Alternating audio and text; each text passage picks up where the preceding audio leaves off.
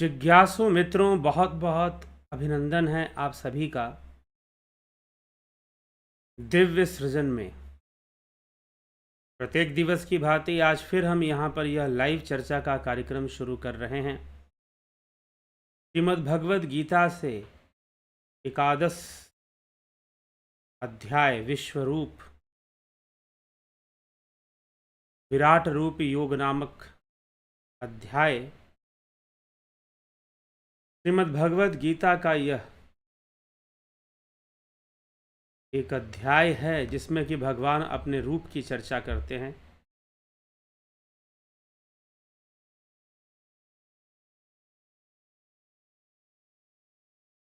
अपने दर्शन की चर्चा करते हैं कि भगवान का दर्शन अर्जुन को कैसे प्राप्त होता है, किस रूप में प्राप्त होता है, और श्री कृष्ण इस विषय में क्या समझाते हैं, अर्जुन क्या प्रश्न करता है, कैसे प्रश्न करता है, उसी को इस अध्याय में बताया गया है।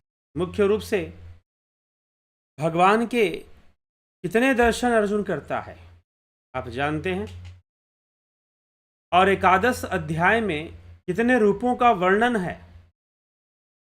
पहले तो विभूतियों का वर्णन है, लेकिन एकादश अध्याय में अर्जुन यह भगवान से कहता है कि मुझे आपके दिव्य रूप का दर्शन करना है।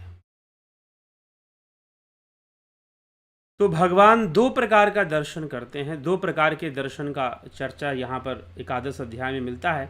आज सिर्फ हम एक ही विषय पर फोकस करेंगे, एक ही विषय की बात करेंगे। कल फिर हम इसकी जब चर्चा करेंगे तो दूसरे रूप के दर्शन की भी बात। एक है योग ऐश्वर्य रूप। भगवान कहते हैं मैं तुझे अपने योग ऐश्वर्य रूप का दर्शन कराऊंगा। अर्जुन करता भी है, प्राप्त भी करता है। फिर अर्जुन कहता है कि मुझे अपने देव रूप का दर्शन कराइए, देव रूपम। तो भगवान कृष्ण अपने देव रूप का भी दर्शन कराते हैं। फिर अर्जुन तत्व रूप की भी चर्चा करता है कि मुझे तत्व रूप का दर्शन कराइए, लेकिन तत्व रूप का दर्शन भगवान उसे उस समय नहीं करा रहे हैं। तो इस तरह से अब यहां पर दो तीन बातें आ गई ना, दो तीन विषय आ गए। योग ऐश्वर्य रूप आ गया, देव रूप आ गया। तो देव रूप का दर्शन अर्जुन कहता है तभी भगवान कराते हैं, नहीं तो भगवान जब वो दर्शन मांगता है तो भगवान यही कहते हैं कि मैं तुझे योग ऐश्वर्य रूप का दर्शन कराऊंगा। तो आइए श्रीमद् भगवद गीता में क्या चर्चा है, कैसे अर्जुन अपने प्रश्न रखता है। 11वें एकादश अध्याय 11वां अध्याय विश्वरूप दर्शन योग नामक अध्याय। ठीक है, तो अर्जुन कहता है मदनुग्रहाय परमं गुह्यमध्यात्म संगित्यम यत्व योक्तम वचस्तेन मोहो अयम विगतो मम। तो भगवान अर्जुन का प्रश्न यहां पर है, पिछले अध्याय 10वें अध्याय से संबंधित बात वो बोल रहा है कि केवल मुझ पर मद अनुग्रहाय, मुझ पर अनुग्रह करके आपने जो परम गोपनीय अध्यात्म विषयक वचन कहे हैं उससे मेरा यह मोह नष्ट हो गया है। अर्जुन यहीं पर कह दे रहा है कि मेरा मोह नष्ट हो गया, मुझे बातें समझ में अब आ रही हैं। अब तक अर्जुन ने ये नहीं कहा कि मुझे सब कुछ समझ में आ रहा है, अब समझ में आ रहा है थोड़ा थोड़ा, जो भी आप बता रहे हैं, समझा रहे हैं।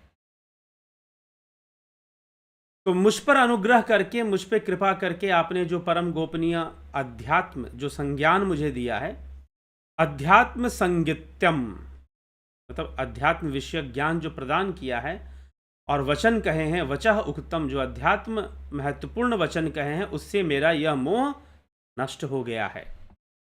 अयम मोह विगतः, अयम मोह विगतः, मेरा मोह नष्ट हो रहा। अभी तक अर्जुन का मोह नष्ट नहीं हो रहा था, अब उसे बातें समझ में आ रही हैं और मोह नष्ट हो रहा है। अर्जुन आगे कहता है भवापेयो हि भूतानां श्रुतो विस्तरशो मया स्वतः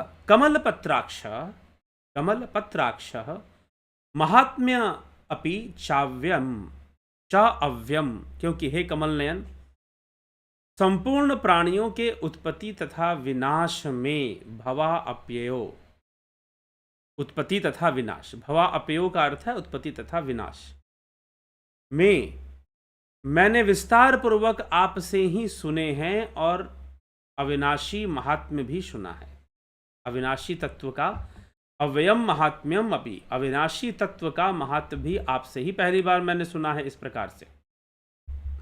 और सृष्टि के बारे में भी आपसे ही सुना है इस तरह से जो आप बता रहे हैं सृष्टि और प्रलय के बारे में।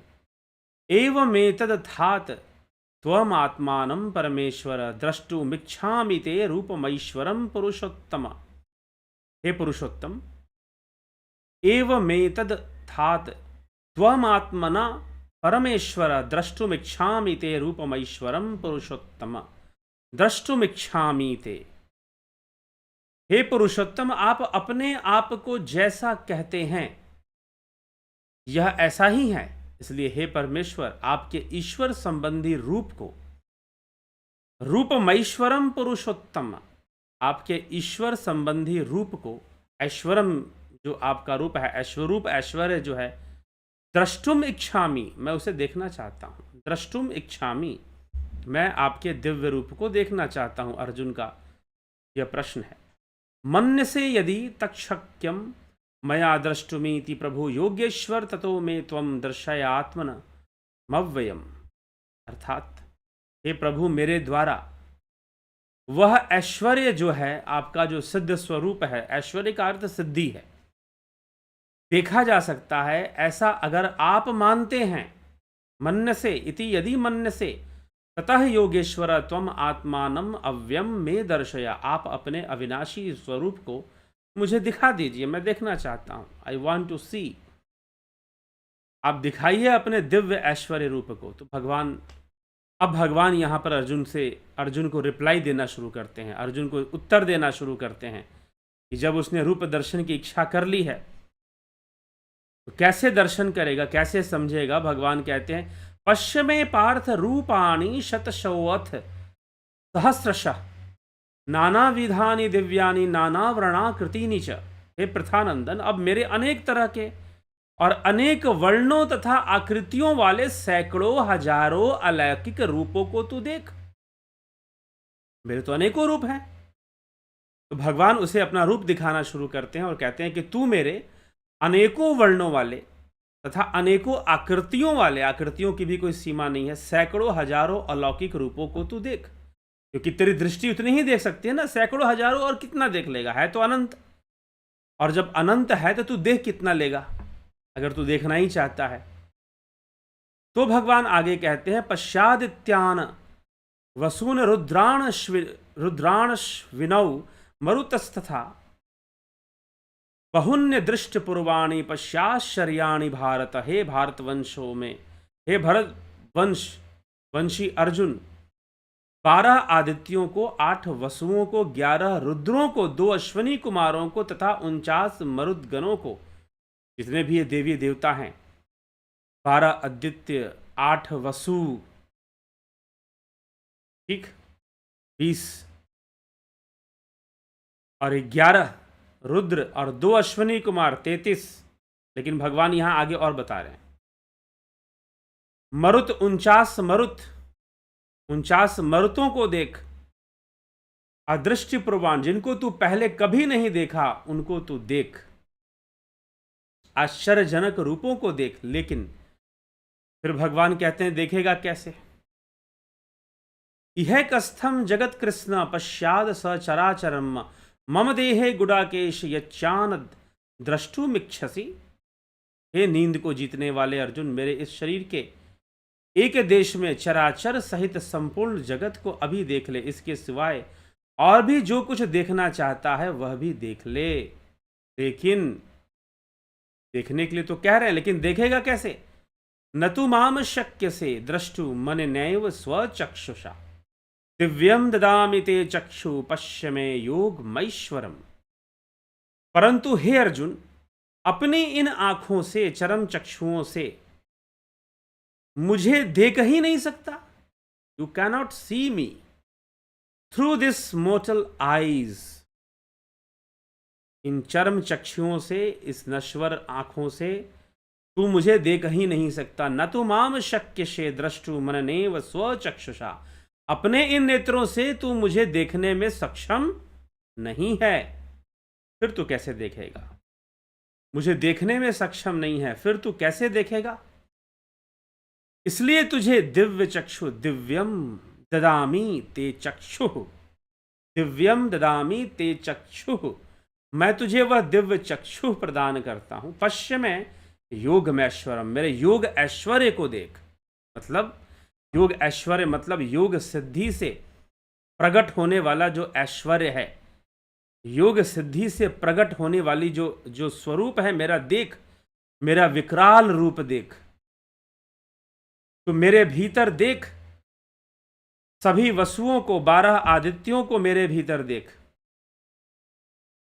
11 रुद्रों को मेरे भीतर देख, 8 वसुओं को मेरे भीतर देख, 49 मरुत गणों को मेरे भीतर देख, 2 अश्विनी कुमारों को मेरे भीतर देख। संपूर्ण सृष्टि, संपूर्ण प्रकृति तो मुझ में ही समाई हुई है। तू देख, लेकिन तू कैसे देखेगा? क्योंकि तू इन आंखों से तो देख ही नहीं सकता। न तू माम शक्य शे द्रष्टु मननेव स्वचक्षुषा, न तु माम शक्य शे द्रष्टु मननेव स्वचक्षुषा, दिव्यम ददामि ते चक्षु पश्यमय योग महेश्वरम, मैं तुझे वह दिव्य चक्षु प्रदान करूंगा जिससे तू मेरे योग ऐश्वर्य रूप का दर्शन कर पाएगा। योग ऐश्वर्य रूप मतलब योग सिद्धि से उत्पन्न होने वाला रूप। भगवान ये नहीं कह रहे कि मैं तुझे अपने तत्व रूप का दर्शन कराऊंगा। अर्जुन बाद में मांगेगा, बाद में वो बोलेगा एक जगह पर, बाद में वो ये भी कहेगा मुझे देव रूप का दर्शन कराइए, जो आपका देव रूप है। तो अब एक ही कृष्ण है, वह उनका अवतारी रूप भी है कि उन्होंने द्वापर युग में अवतार लिया है कृष्ण के रूप में, देवकी वसुदेव के संतान के रूप में उन्होंने अवतार धारण किया है। वो एक योगेश्वर हैं। तो एक तो उनका वो रूप है, एक उनका देव रूप है, एक उनका योग ऐश्वर्य रूप है, और एक तत्व रूप है। तो जो तत्व रूप है वो तो ब्रह्म है, वह तो सर्वव्यापी है। लेकिन जो योग ऐश्वर्य रूप है वह योग सिद्धि से प्रकट हो रहा है और भगवान उसे दिखा रहे हैं। लेकिन वह जो रूप है वह भी इन चक्षुओं से देखने योग्य नहीं है जो योगियों के पास दृष्टि प्राप्त होती है। जब योगियों का आज्ञा चक्र जागृत होगा और वो घट के भीतर जब उन प्रकाश को देखेंगे तो जाकर योग रूप, और एक और दर्शन होता है, भाव रूप में दर्शन होता है। अब भाव रूप का दर्शन क्या है कि जिस भावना से जिस रूप को हम स्वीकार कर लेते हैं।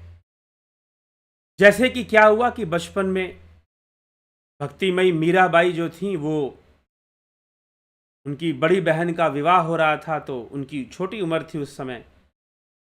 उन्होंने अपनी माता से पूछा कि भाई ये तो बड़ी बहन को बहुत सारा सामान मिल रहा है, दहेज भी मिल रहा है, क्यों मिल रहा है? क्योंकि दूल्हा आया है और वो उसी के साथ रहेगी।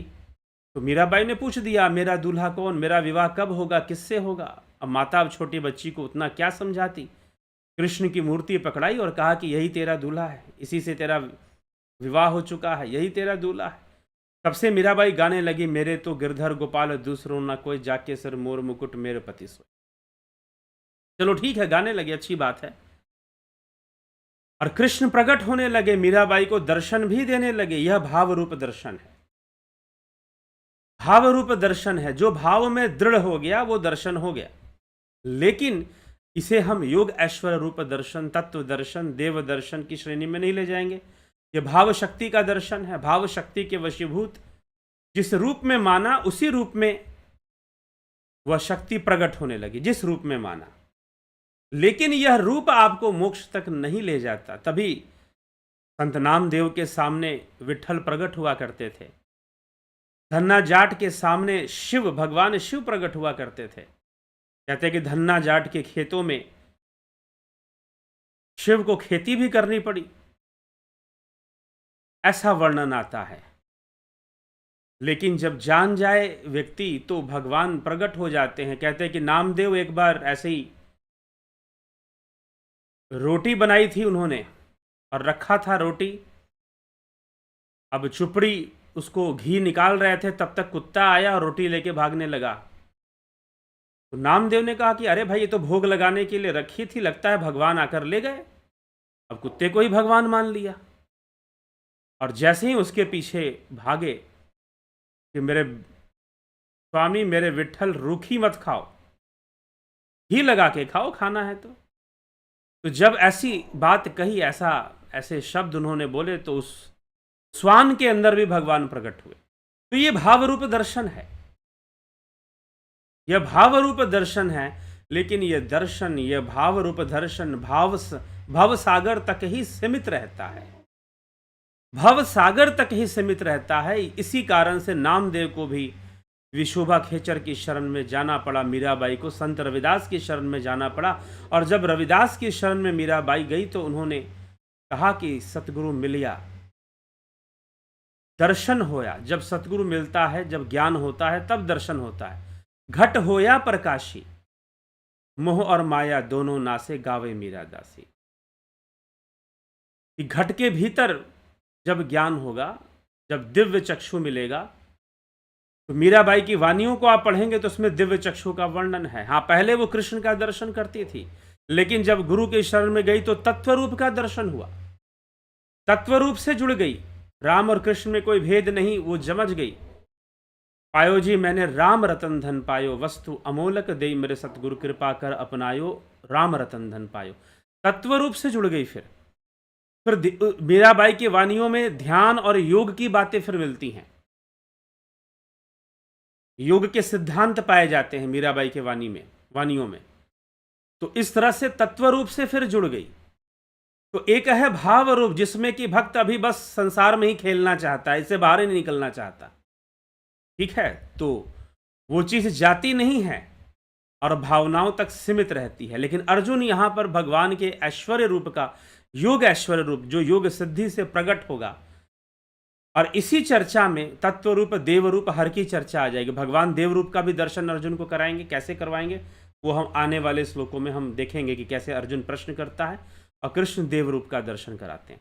तो भगवान कहते हैं कि तुझे मैं दिव्य चक्षु देता हूं, दिव्यम ददामी, जो योगियों के पास होती है। योगी सूक्ष्म जगत में जाकर देख सकते हैं, सूक्ष्म जगत में जाकर सूक्ष्म जगत में रहने वाले पितरों, प्रेतों, देवी देवताओं सबको देख सकते हैं। सूक्ष्म जगत में देखने का सामर्थ्य मात्र ध्यान योगियों को ही के लिए ही संभव है, सबके लिए संभव नहीं है, सबके लिए संभव नहीं है। इसलिए ये योग जो है आजकल क्या है कि ध्यान योग जो है अपने आप में बहुत बड़ी क्रिया है जो आपको दी जाती है। ध्यान योग का कोर्स आपको दिया जाता है, वो अपने आप में बहुत गहराई लिए हुए है। अब निर्भर करता है कि आप, क्योंकि लोग कुंडलिनी जागरण करने चले जाते हैं। अभी एक भाई साहब लगे हुए थे, मूलाधार चक्र को जागृत करने में लगे हुए थे। अब जो योग शास्त्र है वो ये कहता है कि मूलाधार में कुंडलिनी रूपी जो सर्पनी है उसका मुख है, लेकिन कभी कुंडलिनी को जगाना है तो उसके मुख से मत जगाना, क्योंकि जहां उसका मुख है वहीं विष है, वहीं सौर्यमंडल है। हमारे शरीर में मूलाधार में सौर्यमंडल होता है और सहस्त्रार में चंद्रमंडल होता है, सोममंडल होता है। लेकिन लोग मूलाधार को जागृत करने में लग जाते हैं, जबकि वो ध्यान से स्वतः ही जागृत होगा। तो पूंछ पकड़कर जागृत करना, नहीं तो डस लेगी तुमको। सांप को कैसे पकड़ते हैं? पूंछ पकड़ के, पूंछ से ही तो पकड़ते हैं ना। अगर पूंछ से नहीं पकड़ोगे तो डस लेगा। पूंछ पकड़ लिया तो पूरी रीढ़ की हड्डी उसकी आपके कंट्रोल में आ जाती है। उसका पूरा बैकबोन जो है उसका जो वो सब आपके कंट्रोल में रहेगा। फिर तो कुंडलिनी शक्ति का जो जागरण है, हठ प्रदीपिका ग्रंथ में स्वात्मा राम जी कहते हैं कि पूंछ पकड़कर होता है। और पूंछ पकड़ने के लिए ध्यान मूलाधार में नहीं, आज्ञा चक्र में लगाना होगा, ठीक है। आज्ञा चक्र से ध्यान शुरू होगा। लेकिन लोगों को नशा है, कुंडलिनी जागरण करना है। लेकिन आज तक तो मैंने नहीं देखा कि कुंडलिनी जागरण करने वालों में से इतने सारे संस्थाएं आजकल कुंडलिनी जागरण सिखा रही हैं और बहुत सारी चीजें सिखा रही हैं। लेकिन कोई दूसरा विवेकानंद पैदा हो गया हो, ऐसा तो नहीं दिखता। इतनी कुंडलिनी शक्तियों को जागृत कर लेने के बाद भी। तो कई बार आप अपने एनर्जी चैनल को डिस्टर्ब करते हैं, बहुत ज्यादा डिस्टर्ब करते हैं। इसीलिए जो योग शास्त्र में जो मूल ध्यान की विधि है, उन्हीं सब का पालन करना चाहिए। अगर उसमें हम विकसित हो गए अभ्यास करते हुए, तो बहुत विकसित हो जाएंगे। हमको भी दिव्य चक्षु प्राप्त हो जाती है। और घट के भीतर अर्जुन कहता है, दिव्य सूर्य सहस्रस्य, जैसे हजारों सूर्य प्रकट हो रहे हो वैसा प्रकाश मैं देख रहा हूं। यहां पर ऑनलाइन कई लोग ध्यान योग करते हैं। अभी तो हम ऑफलाइन भी ध्यान योग करवाएंगे। वाराणसी में ऑफलाइन भी ध्यान योग का कार्यक्रम है। तो हम, अगर आप ध्यान योग करना करेंगे तो स्वतः ही आपको वह दिव्य चक्षु जागृत होगी और आप उस सूक्ष्म जगत में देख पाएंगे। हजारों सूर्यों का प्रकाश जैसे आपके घट के भीतर प्रकट हो गया हो, आप वैसा दर्शन कर पाएंगे। अपने घट के भीतर अभ्यासरत होना पड़ेगा, अभ्यासरत होकर लगना पड़ेगा, जानना पड़ेगा, तभी जाकर यह हो पाएगा। तो ये हमें समझना है, ये हमें जानना है। तो अर्जुन को दिव्य चक्षु की, यहां पर दिव्य चक्षु वो चक्षु है जिससे कि दिव्यता दिखाई देती है, जो इन आंखों से नहीं दिया जा सकता। क्या इससे तत्व दिखाई देता है? तत्व देखने का विषय नहीं है। वास्तव में तत्व दर्शन एक अलग ही विषय है। क्या जो तत्व दर्शन जिनको प्राप्त होता है, क्या उनको यह दिव्य चक्षु नहीं प्राप्त होती? जी नहीं, उनको सब प्राप्त हो जाती है। उनके पास दिव्य चक्षु भी होगी, अंतर्दृष्टि भी होगी, भाव दृष्टि भी होगी, सब होगा उनके पास। फिर तो एक भावनाओं के वशीभूत की एक स्वरूप में हमने भाव लगा दिया, तो हमें उसी स्वरूप में दर्शन होने शुरू हो गए। हमने कृष्ण के रूप में मन लगा दिया तो कृष्ण का रूप प्रकट होने लगा। हमने शिव के रूप में मन लगा दिया, शिव का रूप प्रकट होने लगा। ठाकुर रामकृष्ण परमहंस ने काली के रूप में मन लगा दिया तो काली ही प्रकट होने लगी। काली के रूप में मन लगा दिया तो काली ही प्रकट होने लगी। क्या जी ऐसा हो सकता है? बिल्कुल होता है, इसमें तनिक भी संशय नहीं है, होता है। वही शक्ति फिर प्रकट होती है। लेकिन दिव्य दर्शन वह भाव दृष्टि है, वो भी सबको नहीं हो सकती। जिसके मन में भाव उत्पन्न होगा उसी को होगा।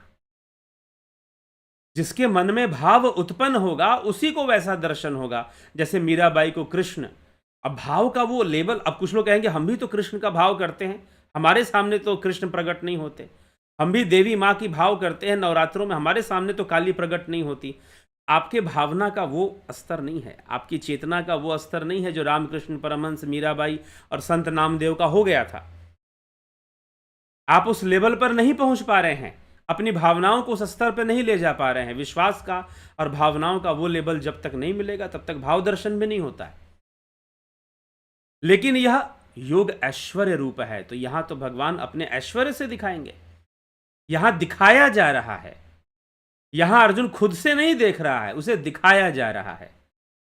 और वह योग ऐश्वर्य मतलब योग सिद्धि रूप, जो योगियों के लिए मात्र देखने योग्य है। योगी ही उसे देख सकते हैं, दूसरा कोई नहीं देख सकता। और योगी अपने बल से, योग बल से तो सूक्ष्म जगत में सब कुछ, हिरण्य गर्भ में सब कुछ देख सकते हैं। वो देवी देवताओं को भी देख सकते हैं, पितरों को भी, और बहुत सारे चीजें सूक्ष्म जगत में वो देख सकते हैं योगी अपनी इच्छा से। तो दिव्यम ददामि ते चक्षु पश्यमय योगमैश्वरम, मैं तुझे योग ऐश्वर्य रूप का दर्शन कराऊंगा, तू देख, मेरे भीतर ही सब कुछ देख। और फिर अर्जुन देखना शुरू करता है। भगवान उसे दिव्य चक्षु प्रदान करते हैं और वह देखना शुरू करता है। ठीक, मीराबाई को संत रविदास, मीराबाई ने खुद कहा कि मुझे वह दिव्य चक्षु प्राप्त है जिससे मैं देख रही हूं। वो चक्षु मुझे प्राप्त है जिससे कि मैं घट के भीतर ही देख रही हूं। घट में ही घट होया प्रकाशी, मोह और माया दोनों नासे गावे मीरा दासी। घट में ही प्रकाश हो गया, घट में ही ज्योति जल गई, मैं देख रही हूं अपने भीतर ही। ठीक,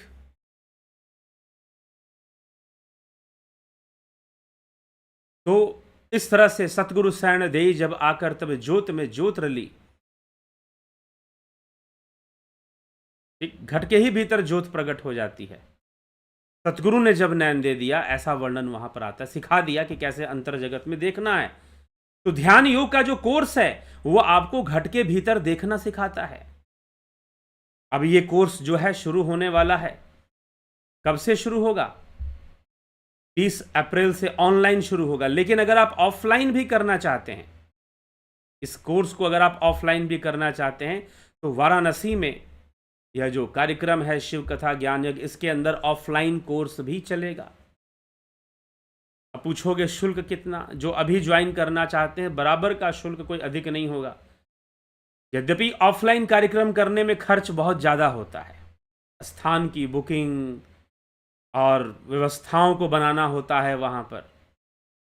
ऑनलाइन में तो आप कर लेते हो, लेकिन फिर भी हमने इसका, कुछ लोग सोच रहे थे कि भाई शायद इसका शुल्क बढ़ेगा क्या ऑफलाइन में। नहीं, पहले मैंने कहा था, लेकिन अब कोई इसका शुल्क नहीं बढ़ाया जाएगा, जितना है वैसा ही रहेगा। ठीक है, तो चलिए, तो आप अगर ऑफलाइन में करना चाहते हैं ध्यान योग तो कर सकते हैं। ये तो ऑनलाइन भी 20 अप्रैल से ऑनलाइन ध्यान योग का कोर्स प्रारंभ हो रहा है।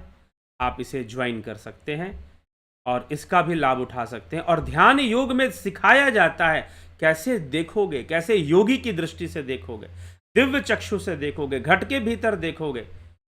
यह ध्यान योग का विषय है। इसलिए श्वेतास्त्र उपनिषद में भी दर्शन की बात की गई है। कैसे सूक्ष्म जगत में उतरोगे, कैसे दर्शन करोगे, ये सारा विषय ध्यान योग में आपको समझाया जाता है, बताया जाता है ध्यान योग के कोर्स में। ठीक, तो आगे बढ़े। तो यही भगवान कहते हैं कि हे राजन, ऐसा कहकर अब संजय बोलता है धृतराष्ट्र से। अब देखिए, एक और बड़ी बात है कि यहां पर गीता में अर्जुन कृष्ण संवाद चल रहा है, लेकिन साथ ही साथ संजय धृतराष्ट्र संवाद भी चल रहा है। तो संजय बीच में आ गया। संजय बोलता है धृतराष्ट्र से, एव मुक्त्वा ततो राजन महायोगेश्वरो हरि दर्शयामास पार्थाय परमम रूपम ऐश्वरम। हे राजन, ऐसा कहकर फिर महायोगेश्वर भगवान श्री कृष्ण ने अर्जुन को परम ऐश्वर्य विराट रूप दिखाया। परम ऐश्वर्य विराट रूप दिखाया मतलब परम सिद्धि से विराट रूप को प्रकट कर दिया, जिनके अनेक मुख और नेत्र हैं, जिनके तरह तरह के अद्भुत दर्शन हैं, अनेक अलौकिक आभूषण हैं, हाथों में उठाए अनेक दिव्य आयुध हैं, और जिनके गले में दिव्य मालाएं हैं, जो अलौकिक वस्त्र पहने हुए हैं, जिनके ललाट तथा शरीर पर दिव्य चंदन कुमकुम आदि लगा है। ऐसे संपूर्ण आश्चर्य में अनंत रूपों वाले, सब तरफ मुखों वाले देव को भगवान ने दिखाया, देव को श्री कृष्ण ने दिखाया। अनेक वक्त्र नयनम नेकादभूत दर्शनम अनेक दिव्याभरणम दिव्यानेको धतायुधम दिव्यम माल्याम्बरधरम दिव्य गंधानुलेपनम सर्वाश्चर्य मयम देवमनंतम विश्वतो मुखम, अर्थात विश्व रूप का दर्शन कराया। अनेकों मुख वाले, अनेकों अलौकिक आभूषण वाले, अनेकों हाथों वाले, अनेकों पेटों वाले, जिनके ललाट पर, शरीर पर दिव्य चंदन कुमकुम आदि लगा है, ऐसे संपूर्ण आश्चर्य में अनंत रूप को अर्जुन देख रहा था। दिव्य सूर्य सहस्रश्य भवे दुख पद्धुतिता यदि भास सदृशी शाद भास्तस्य महात्मनः। आकाश में एक साथ हजारों सूर्यों को उदय हो जाए तो भी उन सब का प्रकाश उस महात्मा के, उस महात्मनः प्रकाश के समान शायद ही हो सके। उस प्रकाश के ऐसा अर्जुन कहता है, मैं देख रहा हूं, शायद ही हो सकता है। तत्रैकस्थम जगत कृष्ण प्रविभक्त मनेकधा अपश्यद देव देवस्य शरीरे पांडवस्तदा। उस समय अर्जुन ने देवों के देव भगवान के उस शरीर में एक जगह स्थित अनेक प्रकार के विभागों में विभक्त संपूर्ण जगत को देख लिया। साथ ही साथ ततः सा विस्मयाविष्टो हृष्ट रोमा धनंजय प्रणम्य शीर्षा देवम कृतांजलिर्भाषत। भगवान के विश्व रूपों को देखकर वे अर्जुन बहुत चकित हुए। आश्चर्य के कारण उनका शरीर रोमांचित हो हाथ जोड़कर विश्व रूप देव को देखकर मस्तक से प्रणाम करके बोले। अर्जुन बोलता है, क्या कहता है? पश्यामि देवांस तव देव देव देहे सर्वांस तथा भूत विशेष संघाना। हे देव, मैं आपके शरीर में संपूर्ण देवताओं को तथा प्राणियों के विशेष विशेष समुदाय को और कमलासन पर बैठे हुए ब्रह्मा जी को, शंकर जी को, संपूर्ण ऋषियों को और दिव्य सर्पों को देख रहा हूं। दिव्य सर्पों को देख रहा हूं। हे विश्वरूप, हे विश्वेश्वर, आपको अनेक हाथों में, पेटों से, मुखों और नेत्रों वाला, सब ओर से अनंत रूपों वाला देख रहा हूं। मैं आपके ना आदि को, ना मध्य को और ना अंत को देख रहा हूं। ना आपका आदि पता चल रहा है, कहां से शुरू हो रहा है आपका रूप, ना उसका मध्य और ना ही उसका अंत पता चल रहा है। आपको किरीट, गदा, चक्र धारण किए हुए भी देख रहा हूं। तेज की राशि, शव और प्रकाश वाले दैदीप्यमान अग्नि तथा सूर्य के समान कांति वाले नेत्रों के द्वारा कठिनता से देखे जाने योग्य और सब तरफ से अप्रमेय स्वरूप, जिसका मेजरमेंट नहीं हो सकता, अप्रमेय, जिसको मापा नहीं जा सकता, मैं ऐसे स्वरूप को देख रहा हूं। अब अर्जुन को वो दृष्टि प्राप्त हो गई है जिस दृष्टि से अर्जुन यह सब देख पा रहा है। यही योग दृष्टि है, यही दिव्य दृष्टि है। ऐसी दृष्टि मात्र सिद्ध योगियों को ही प्राप्त हो सकती है, या योग करने वाले साधकों को भी प्राप्त हो सकती है, लेकिन योग के माध्यम से ही प्राप्त हो सकती है। इसीलिए भगवान यहां पर योग ऐश्वर्य रूपम कह रहे हैं कि तू मेरे योग ऐश्वर्य रूप का दर्शन कर। और अर्जुन योग ऐश्वर्य रूप का दर्शन, अब इसके लिए यह दर्शन भगवान अर्जुन को करवा रहे हैं, उसे स्वयं से नहीं हो रहा है। लेकिन अगर योगी अभ्यास करे, साधना करे, ध्यान योग करे, तो वो निश्चय ही दिव्य सुर, हजारों सूर्य जैसे प्रकट हो गए हों, ऐसे प्रकाश का दर्शन जरूर कर पाएगा। ऐसे प्रकाश का दर्शन योगी जरूर कर पाएगा यदि योगी ऐसा अभ्यास करे, ध्यान योग सीखे, जाने, क्योंकि ध्यान योग आपको अंतर्दृष्टि प्रदान करता है, घट में ले जाता है, दर्शन करवाता है, नाद सुनाता है, नाद सुनाता है, तो घट के अंदर उतारता है। तो ऐसे दिव्य, जैसे हजारों सूर्य प्रकट हो गए हों, बहुत सूर्य प्रकट हो गए, वैसा दिखाई दे सकता है। हाँ, यहां पर एक विशेषता यह है कि भगवान अपने योग ऐश्वर्य रूप को अर्जुन को दिखा रहे हैं। एक स्पेशल, विशेष, अर्जुन को कुछ विशेष मिल रहा है यहां पर, जिसे योगी ध्यान योग से, अपने तपस्या साधना से देख पाते हैं। अर्जुन को सहज ही प्राप्त हो रहा है, सहज ही प्राप्त हो रहा है। तो सहज प्राप्त होना तभी संभव होता है जब कोई योगी मिल जाए जिसको योग ऐश्वर्य प्राप्त हो। अगर वह योग ऐश्वर्य से संपन्न है तो वो आपको बहुत कुछ दिखा सकता है, दे सकता है। ठीक है, चलिए। हाँ, लेकिन हम उसके लेने योग्य भी बन पाए तब। अब हम आगे बढ़ते हैं, आपके कमेंट्स को भी देखेंगे। चलिए, गोविंद प्रसाद कोरी जी क्या कहते हैं? जय श्री राम, सादर प्रणाम। क्या मीराबाई जी को, रसखान जी को इन आंखों से भगवान श्री कृष्ण जी के दर्शन हुए? भाव दृष्टि से हुए थे। जिस रूप में उन्होंने अपनी भावना को स्थापित कर लिया था वही रूप। हाँ, मीराबाई को योग दर्शन भी बाद में हुआ था। रसखान की पूरी कहानी मुझे नहीं पता, लेकिन मीराबाई जो थी योगिनी थी, और वो संत रविदास के शरण में जाकर भी तत्व ज्ञान के लिए जाती हैं, और उनके पास और उनकी वानियों में योग के रहस्य हैं। मीराबाई और कबीर की वानियों में और तुलसीदास जी के वानियों में आपको योग के रहस्य दिखाई देंगे। तो योग रहस्य, उनकी कई वानियों में योग का रहस्य पता चलता है, और सूरदास जी की वाणी में भी योग रहस्य मिलता है। ठीक है, तो मीराबाई के वानियों में तो उन्होंने भाव दर्शन भी किया था, और बाद में उन्होंने देव दर्शन भी किया था, और तत्व दर्शन भी किया था। भगवान को तत्व रूप में भी जान लिया था। शंकर प्रसाद जी, बहुत अभिनंदन है। अजीत अपराजित, नवज्योतिनाथ जी, नरेंद्र माकोड़े, संतोष कुमार, जगत नारायण, योगेश खैरनर, व्यास सिंह, हरिओम तत्सत, विक्रम सिंह जी, बिसलाल बहादुर सिंह जी, विनोद के सूद, राजेंद्र चौहान, गोविंद प्रसाद नीमा, राजू पाल जी, पिता राय सिन्हा जी, बहुत बहुत अभिनंदन है आप सभी का। रतन सिंह जी, सविता नायक जी, बलवंत सिंह गोहिल, राम निवास मीना, कन्हाई कुमार, पंकज सोनी, दया रानी, ओमराज हेम्ब्रॉम, रूपलाल विश्वकर्मा, माधुरी कोल्हे, किशोर वैद्य, भरत छबलानी, अर्जन भाई चौहान, हीरालाल यादव, कमलेश खैरनर, पुष्पा शर्मा जी।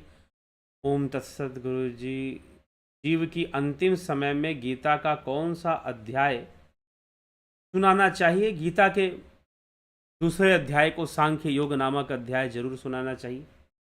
ऐसे तो हर अध्याय ही बहुत महत्वपूर्ण है, लेकिन फिर भी दूसरे अध्याय में जो है मृत्यु के बाद होने वाली रहस्यों को बताया गया है, और भी फिर आपके आगे के अध्यायों में भी कुछ कुछ चीज़ें बताई गई हैं। मृत्यु के 2 रास्ते बताए गए हैं आपको लगभग ये 8वें अध्याय में। तो लेकिन फिर भी विशेष रूप से दूसरा अध्याय जरूर सुनाना चाहिए, और आप पूरा ही सुनाइए, पूरा ही सुनाइए। दूसरा ही अध्याय क्यों सुनाएंगे, सिर्फ पूरा ही सुनाइए तो बहुत अच्छी बात है। चलिए। अमन कक्कर जी, दीपक गोयल, सौम्या शर्मा, रामनवमी की शुभकामनाएं। सबको बहुत बहुत शुभकामनाएं। आज जो है रामनवमी है, रामनवमी है आज। चैत्र मास शुक्ल पक्ष नवमी तिथि को भगवान श्री राम का, योगेश्वर श्री राम का जन्म हुआ था। तो भगवान श्री राम का जन्म हुआ था, उन्होंने शरीर धारण किया था, अवतार धारण किया था इसी दिन। तो आज यह शुभ रामनवमी, आप सभी को बहुत बहुत बधाई है रामनवमी की। ठीक है, चलिए आगे बढ़ें। और साथ ही साथ आज पार्वती जी का भी जन्म चैत्र मास नवमी तिथि मृगशिरा नक्षत्र में, और भगवान राम का जन्म बताया जाता है पुनर्वसु नक्षत्र में। कुछ विद्वानों के अनुसार अभिजीत नक्षत्र का भी नाम लिया जाता है। पुष्य नक्षत्र में, क्षमा करें, पुष्य नक्षत्र में भी भगवान राम का जन्म बताया गया है। तो भगवान राम, लेकिन पार्वती जी का जो जन्म है वो मृगशिरा नक्षत्र में चैत्र मास की नवमी तिथि को बताया गया है। मृगशिरा नक्षत्र में चैत्र मास की नवमी तिथि को पार्वती जी का भी जन्म बताया गया है। ठीक है, तो पार्वती जन्म की शुभकामनाएं, भगवान श्री रामचंद्र के जन्म की शुभकामनाएं, रामनवमी की बहुत बहुत आप सभी को शुभकामनाएं। ठीक है, विष्णुचंद्र मौर्य, पलकधारी जी, नूतन भट्ट जी, सोनी पंडित, सुधीर सिंह जी, रामविलास जी, गोविंद प्रसाद कोरी, जय श्री राम। आपकी कृपा की कोटि कोटि प्रणाम। आज के कठिन विषय को बड़ी सहजता से समझाया जी। सुरेखा अस्वार, सुबोध रंबो, द्वैत को सही मानते हो या अद्वैत को सही मानते हो? सही मानने और ना मानने का यह कोई विषय नहीं है कि द्वैत को किस पक्ष में मानते हैं। अगर आप बोलोगे कि संसार के पक्ष में क्या मानते हो, तो द्वैत को सही मानते हैं जी। आप अगर बोलोगे कि सत्य क्या है, तो संसार मिथ्या है, ब्रह्म सत्य है, तो सत्य अद्वैत ही सत्य है। ठीक, क्योंकि जो द्वैत है वो होते हुए भी परिवर्तनशील है। ठीक है, तो यह तो अब किस ढंग से आप द्वैत अद्वैत को समझते हैं, ये तो व्यक्तिगत विषय भी हो जाता है ना। अब द्वैत की कई विचारधारा, जैसे कि पुरुष प्रकृति का द्वैत है सांख्य दर्शन में, फिर जीव ब्रह्म का भी द्वैत मान्य है। अब मानना क्यों है? पहली बात, मान मानकर जिंदगी हम कब तक जिएंगे? मैं तो मानकर जिंदगी जीता ही नहीं। किसी ने मुझसे पूछा कि भाई आप क्या धर्म को मानते हो? जी हाँ, धर्म को मानता हूं। क्या आप भगवान गॉड को, ईश्वर को, किसी को, ऐसी सत्ता को मानते? मैंने कहा नहीं मानता हूं। मैंने कहा कि फिर नहीं मानता हूं, क्योंकि आप जिस तरह से मानते हो उस तरह से मैं नहीं मानता हूं, क्योंकि आप किसी ऊपर वाले को मानते हो। आप किसी ऊपर वाले को मानते हो, मैं नहीं मानता किसी ऊपर वाले को। ठीक, तो इसीलिए द्वैत को सही मानना और अद्वैत दोनों ही सही है। आपकी दृष्टि कैसी है? आपकी दृष्टि कैसी है? कभी कभी जैन दर्शन भी पढ़ना चाहिए। जैन दर्शन में जो स्यादवाद समझाया गया है उसका भी अध्ययन कर लेना चाहिए। आपको पता चलेगा कि सांसारिक दृष्टि और जो केवलिन है, जो कैवल्य को प्राप्त करने वाले जो योगी तपस्वी हैं, जैसे कि भगवान महावीर हो गए, पार्श्वनाथ हो गए, उनकी दृष्टि में क्या अंतर होता है? तो यहाँ दृष्टि का फर्क है। अगर दृष्टि में द्वैत है तो फिर द्वैत ही है। अगर अद्वैत समझ में आ गया तो फिर पारमार्थिक सत्ता को अगर हमने समझ लिया तो फिर वहाँ ब्रह्म ही है।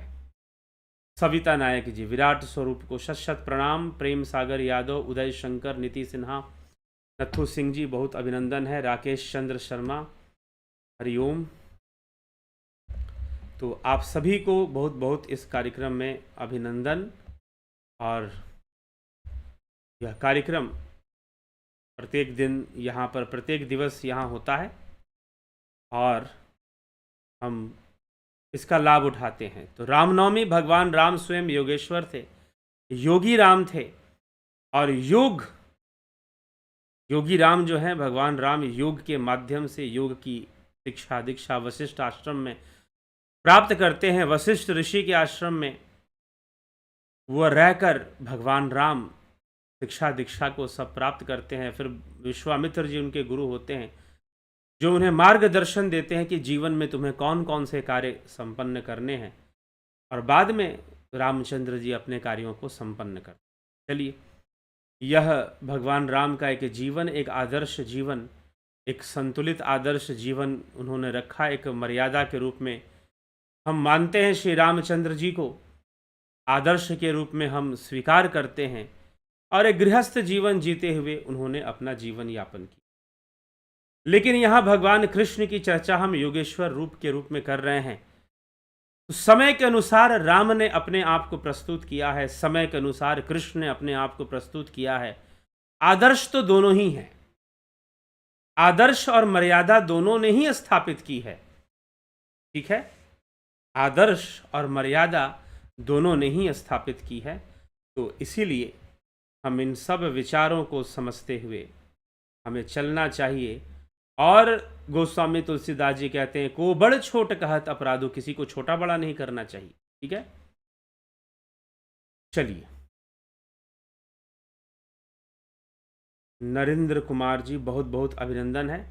इसी के साथ विराम देंगे। और जो लोग ध्यान योग ऑफलाइन मोड में करना चाहते हैं, ऑफलाइन मोड में जो लोग ध्यान योग करना चाहते हैं, वह जो है इस कार्यक्रम में वो लोग आएंगे। और ध्यान योग ऑफलाइन मोड में भी करने के लिए आप उसी नंबर पे संपर्क करेंगे, 9661802459। ठीक है, तो ऑफलाइन ध्यान योग के लिए अगर आप ज्वाइन करना चाहते हैं तो इस नंबर पर संपर्क करेंगे। आप कैसे ज्वाइन करना है, ऑनलाइन तो हम बताते ही, ऑफलाइन भी आपको इसी पे बताएंगे। ऑफलाइन भी आपको इसी पे बताएंगे, इसी नंबर पर ही आपको संपर्क करना होगा ऑफलाइन के लिए भी। ठीक, तो मैं नंबर, यह मैसेज आपको कर देता हूँ, यहाँ पर कमेंट में डाल देता हूँ। आप इससे नंबर नोट कर आप व्हाट्सअप मैसेज कर यदि ऑफलाइन ज्वाइन करना है तो ऑफलाइन वाराणसी में होगा। ध्यान रखिएगा, ऑफलाइन कहाँ मिलेगा, अभी फ़िलहाल वाराणसी में मिलेगा। तो ऑफलाइन जो है वाराणसी में प्राप्त होगा आपको 13 से 16 अप्रैल के बीच में। ऑफलाइन वही 14, 15, 16 अप्रैल में ऑफलाइन कार्यक्रम आपको दिया जाएगा। तो आप अगर ऑफलाइन करना चाहते हैं तो इस पर, अगर आप वाराणसी नहीं पहुंच सकते हैं तो प्रतीक्षा कीजिए। कुछ लोग कह रहे थे कि भाई दिल्ली में होगा कि नहीं होगा, मुंबई में होगा कि नहीं होगा। जरूर होगा, लेकिन अभी उसके लिए हम कोई डेट आपको नहीं दे सकते। भविष्य में जरूर आपको हम डेट देंगे। विशेष रूप से मुंबई के लिए हम बता देते हैं कि वाराणसी के बाद अगर ऑफलाइन कहीं होगा तो मुंबई में होगा, लेकिन टाइम गैपिंग पर होगा, अचानक से नहीं होगा। क्योंकि ऑफलाइन के लिए अलग व्यवस्था होती है, ऑनलाइन की अलग व्यवस्था होती है, पता ही है आपको। तो चलिए, तो इसी के साथ आज के कार्यक्रम को हम यहाँ विश्राम देंगे और कल फिर मिलेंगे 9 PM लाइव चर्चा में। तो बहुत बहुत आभार आप सभी का। जुड़े रहें, बने रहें। अगर आपको लगता है कि इस मंच से, इस चैनल से आपको सनातन धर्म से संबंधित बहुत अच्छे विचार मिलते हैं, श्रेष्ठ विचार मिलते हैं और बातें समझ में आती हैं, जरूर शेयर कीजिए। मुझे बहुत सारे लोगों ने कहा कि सुनते तो हम बहुत हैं, सुनते तो बहुत हैं, गर्दन भी बहुत हिलाते हैं और तालियां भी बजा देते हैं। मुझे खुशी है कि किसी ने मुझसे ऐसी बात कही, और एक व्यक्ति ने नहीं, कई लोगों ने ऐसी बात कही, लेकिन किसी ने बहुत ढंग से कही, किसी ने बहुत ही ढंग से कही। एक महाराष्ट्र से एक फॉलोअर है हमारी, उन्होंने, मैं नाम नहीं लूँगा क्योंकि उनका अपनी प्राइवेसी भी है कुछ, तो उन्होंने कहा कि सुनती तो मैं बहुत हूं, सुन सुनकर गर्दन भी हिलाती हूं, तालियां भी बजा देती हूं, लेकिन मुझे बातें समझ में आती हैं जब मैं आपको सुनती हूं। मतलब कॉन्सेप्ट्स तब क्लियर होते हैं जब मैं आपको सुनती हूं, तो मुझे बात समझ में आती है कि हाँ एक्चुअल में बातें क्या हैं। तो अगर आपको भी ऐसा लगता है कि आपको बातें समझ में आती हैं जब आप इस चैनल को, दिव्य सृजन के चैनल में जो बातें, जो व्याख्यान शास्त्रों पर दिए जाते हैं, श्रीमद् भगवद गीता, उपनिषद, इन सब पर दिए जाते हैं, यदि आपको बातें यहाँ समझ में आती हैं तो ज़रूर शेयर कीजिए। यह तो बहुत बड़ी सेवा और पुण्य का काम है कि दूसरों को आप शेयर कीजिए, उनको भी तो बातें समझ में आए, अगर आपको समझ में आ रही हैं तो। ठीक, तो यह विषय है, आप इसको समझिए, जानिए। आप बोले थे कि शिव कथा के विषय में, जी हाँ, तो शिव कथा के विषय में हम बताएं आपको कि शिव कथा जो होगी, यह, इसको आपने, वाराणसी में शिव कथा होगी, आप इसमें आना चाहते हैं तो आप आ सकते हैं, लेकिन पहले भी हमने कुछ बताया था आपको आने के लिए। तो ये शिव कथा का कार्यक्रम होना है। अगर आप इसमें कुछ दान करना चाहते हैं, डोनेशन करना चाहते हैं इस शिव कथा के लिए, जरूर करिए। और शिव कथा की सफलता के लिए आवश्यकता भी है। अगर आप किसी प्रकार का दान या डोनेशन करना चाहते हैं इस शिव कथा कार्यक्रम के लिए, तो मैं आपको एक और नंबर यहां पर दूंगा, यूपीआई नंबर। इस नंबर पर आप जरूर कुछ दान या डोनेशन भेज सकते हैं। ठीक,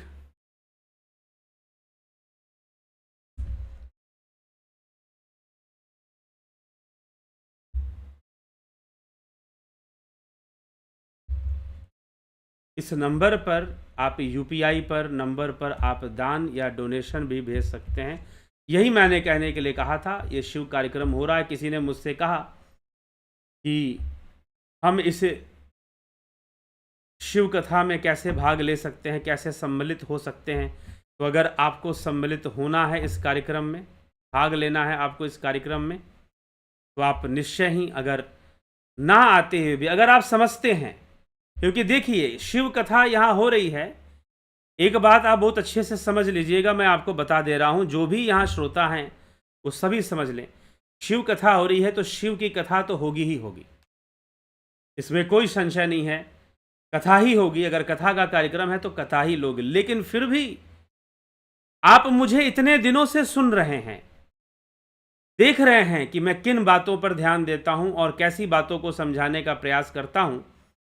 तो जब कथा होगी तो वो कथा भी ध्यान, योग, आत्मज्ञान और जो है गूढ़ रहस्य शास्त्रों के और धर्म के, इन सब विषयों के मर्म को लेते ही वही होगी। ऐसे नहीं कि वो कथा में कुछ और चीज चलना शुरू हो जाएगा। अरे जो यहाँ चैनल पर जो आप शास्त्रों का मर्म समझने का प्रयास करते हो, ध्यान योग को समझने का प्रयास करते हो, वही सब तो होगा वहां शिव कथा में भी। वो सारी चीजें उसी दृष्टिकोण से चलेगा। बस ये समझ लेना, अगर मैं कथा सुनाने निकला हूं तो आप खुद ही समझो कि किस तरह से वो कथा होगी फिर। ठीक, क्योंकि आज कथा के नाम पर बहुत कुछ होता है, इसलिए ऐसा बोलना पड़ रहा है। मैं ये नहीं कहता, बहुत अच्छे अच्छे कथावाचक है, बहुत अच्छी अच्छी बातें बतलाते हैं, लेकिन फिर भी कुछ लोग ऐसे भी हैं जिन्होंने पता नहीं कथा को क्या बना के रखा हुआ है। ठीक, ना तत्व की चर्चा, ना ज्ञान की चर्चा, बस आओ बैठो, भजन सुनो, नाचो गाओ, प्रसाद लो और कुछ चढ़ाओ और जाओ। ना अध्यात्म से लेना देना, ना तत्व ज्ञान से कोई लेना देना, ना लोक कल्याण और समाज कल्याण से लेना देना। और इस कथा के साथ तो स्वास्थ्य शिविर भी लगेगा, योग, प्राकृतिक चिकित्सा और एक्यूप्रेशर। योग, प्राकृतिक चिकित्सा और एक्यूप्रेशर पर आधारित स्वास्थ्य चिकित्सा, स्वास्थ्य जानकारियां भी दी जाएंगी। सुबह में कार्यक्रम चलेगा, योग के ऊपर प्राकृतिक चिकित्सा से संबंधित जानकारियां दी जाएंगी। और फिर एक्यूप्रेशर से संबंधित जानकारियां दी जाएंगी। हाँ, ट्रीटमेंट नहीं मिलेगा, ट्रीटमेंट में तो फिर अपॉइंटमेंट लेना पड़ता है, लेकिन जानकारियां दी जाएंगी। तो सुबह सुबह 6 बजे से लेकर मॉर्निंग में 6 से 8 बजे तक स्वास्थ्य शिविर लग रहा है, हेल्थ कैंप लग रहा है इस कार्यक्रम के साथ साथ।